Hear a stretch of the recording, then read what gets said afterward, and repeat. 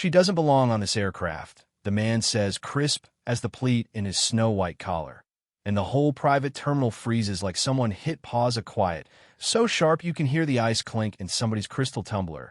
And then 2 beats later, this black girl with a crew lanyard and a steady hand lifts a tablet, enters a code that won't even exist 30 seconds from now.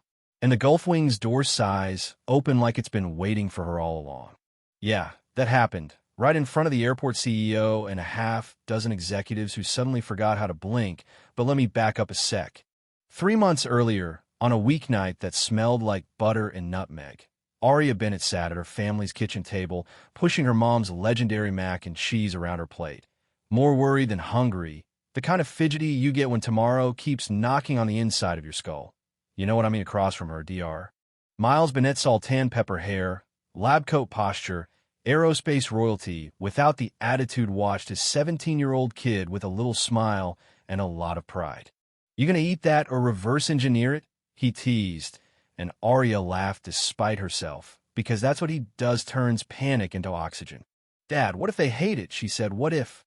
What ifs are just fear trying to sound smart, he reminded her, and she sighed, reciting along, a ritual as familiar as the old wall clock that's ticked through birthdays and bad news alike.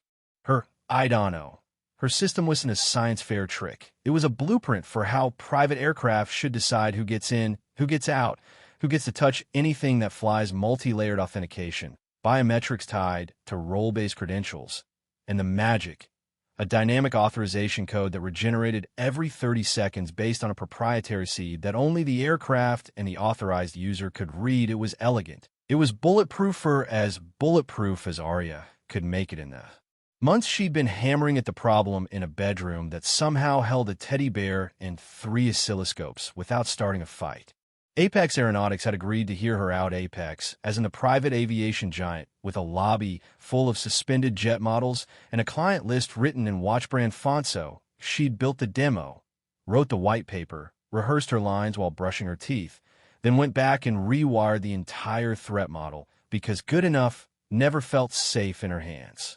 Morning came fast, as it does when sleep is optional, and by 10 a.m., Aria stood in the Gulf roomies. They named their conference rooms facing 12 people who could greenlight her future or file it under cute and move on. Diane Park, Apex's head of security, met Aria at the door with a firm handshake and eyes that said, "Show me something real." Graham Pierce, the CEO, arrived with the kind of quiet that makes people stop talking and start paying attention, and at the far end, Victor Kraus, the board chair, you could recognize by the way he looked permanently unimpressed, folded his long arms, and settled in like a judge who already knew the verdict.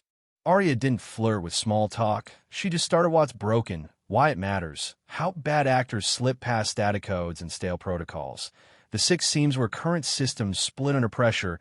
Then she showed them her fix, layer by adaptive layer, her voice steadying as the room leaned in, her demo catching every simulated breach and logging every attempt with timestamps, device IDs, and traceable noise. Most systems don't bother to collect. Pierce asked hard questions about fleet compatibility. Diane asked harder ones about failure modes. Kraus said nothing at all, which felt worse than a no.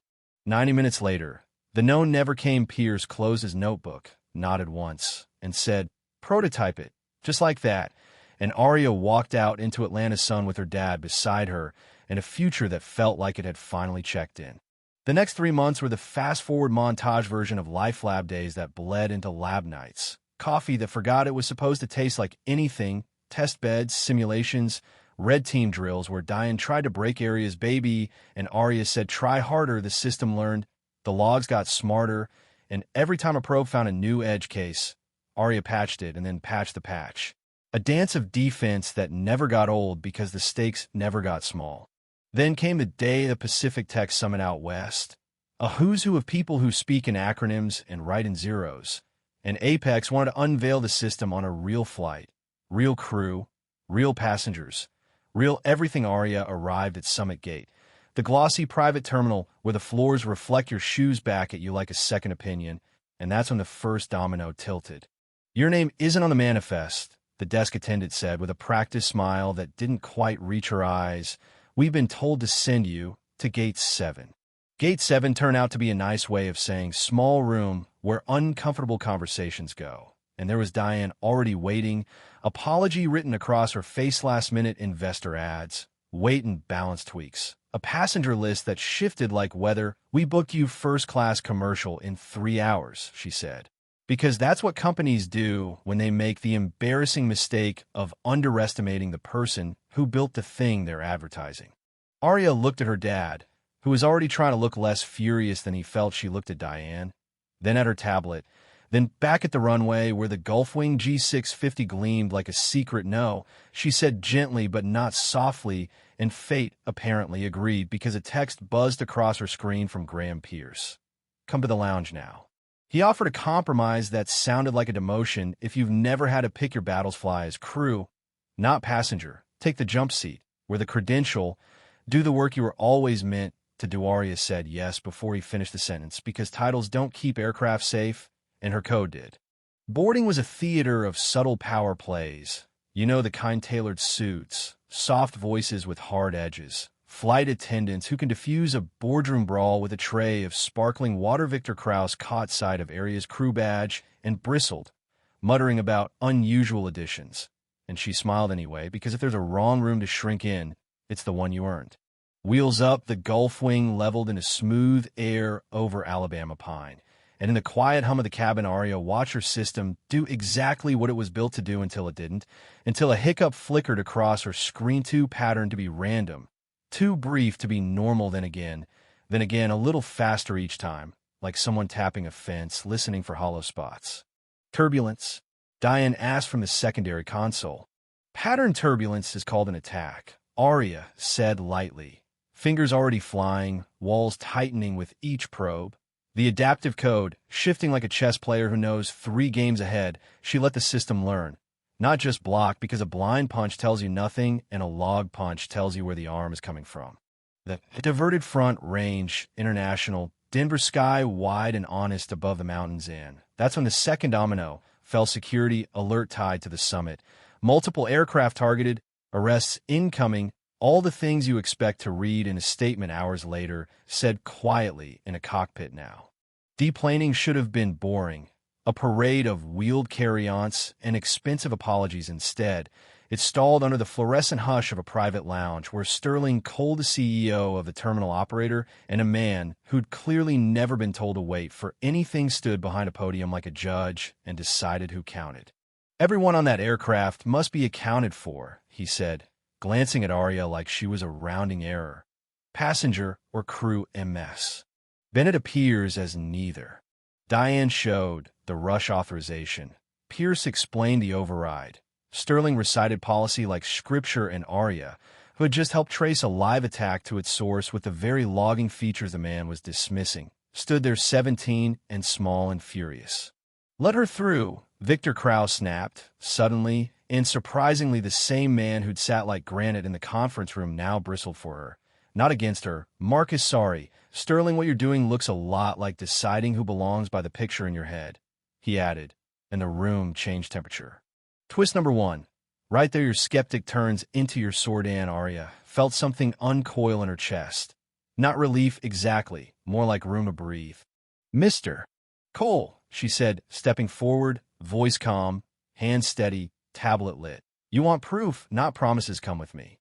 They walked back on the tarmac, the Gulfwing waiting like a patient animal. Cold air cutting clean through the stale lounge smell. Arya placed her palm on the biometric pad. Green glow. First handshake, then sent her rotating authorization through the encrypted channel only her system understood. Second handshake, then input the credential sequence tied to her unique role, and this specific air from a final handshake. 30 seconds stretched like a rubber band.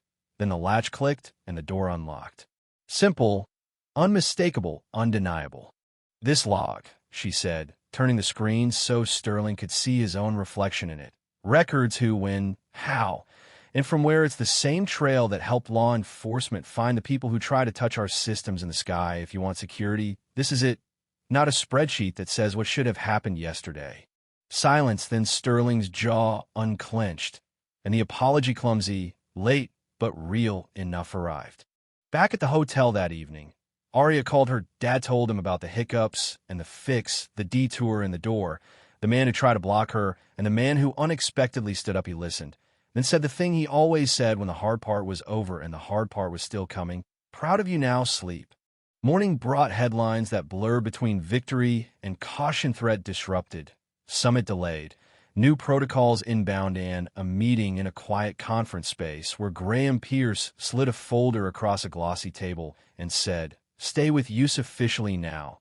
Flex while you finish school. Build what comes next." And Arya heard her own heartbeat in her ears before she said yes, with a caveat called Dad will want to read the fine print. Because being brilliant and being 17 are not mutually exclusive. You'd think the story ends there with the offer letter and the vindication and a relieved, deep breath, but stories like this don't end as much as they open. And 6 months later, Arya found herself on a stage at the International Aviation Security Forum, youngest presenter in the room. Voice steady anyway, slides built not for dazzle, but for clarity, telling a crowd that looked like history that the future wasn't higher walls. It was smarter gates, adaptive by design, humane by default. In the front row, Dr. Bennett squeezed his own hands to keep from clapping at the wrong time. Beside him sat Diane, head tilted in that thoughtful hawk way she has, and Victor, croused eye looser than anyone had seen it, nodded along like a man newly fluent in the language of prove it. When Arya finished, the applause started as polite and then kept going, no longer polite at all, and she took in the sound with a breath that felt like altitude. Afterward, she slipped out a side door, down a hallway that smelled like carpet cleaner and confidence, and stepped onto a terrace where the sunset painted the runway the color of copper pennies. Air hissed, ground carts hummed. A jet lifted like a promise, and a thin blue Arya leaned against the railing and let the evening fold around her, thinking about doors, the ones you push open with your shoulder because they were never balanced for you, the ones you unlock with a code only you can generate, the ones you hold so someone behind you doesn't have to break their wrist to get through. Footsteps, then a voice, Sterling Cole of all people, quiet, almost careful. MS. Bennett, I sent that letter, the one that said I was wrong. She nodded once. Not magnanimous, not petty, just done. He cleared his throat. If you ever want to consult on our terminal protocols. We'll see, she said. And it wasn't a power move. It was a calendar fact. She had things to build, people to mentor, meetings where some 16-year-old would sit with a teddy bear on her desk, and a demo that could change everything. Below them, the Gulf Wings door, closed, sealed, safe, the kind of click that tells you something worked. Arya watched until the aircraft reached the hold line. Nose angled toward the open. She didn't know if the industry would remember the lesson tomorrow. She didn't know if Sterling's apology would turn into policy or just a story people tell to feel better. She didn't know whether Victor would keep swinging at the right targets once the room got comfortable again. She didn't know the Isher code would keep learning because she built it to, and the kids watching her talk tonight would keep pushing because someone held the door and then refused to let it swing shut, and that felt, in the copper light of the runway, like enough for now. So, here's where I hand the mic to you. Is Sterling protecting protocol or protecting the picture in his head of who belongs? Where's the line between safety and gatekeeping? And who gets to draw it? Drop your take in the comments. Argue it out with respect. Tell us where you're watching from and what justice looks like in spaces most of us never get to see, and if this story lit a little fire. Hit subscribe so we can keep telling the ones that make us look twice, breathe deep, and walk through the door anyway.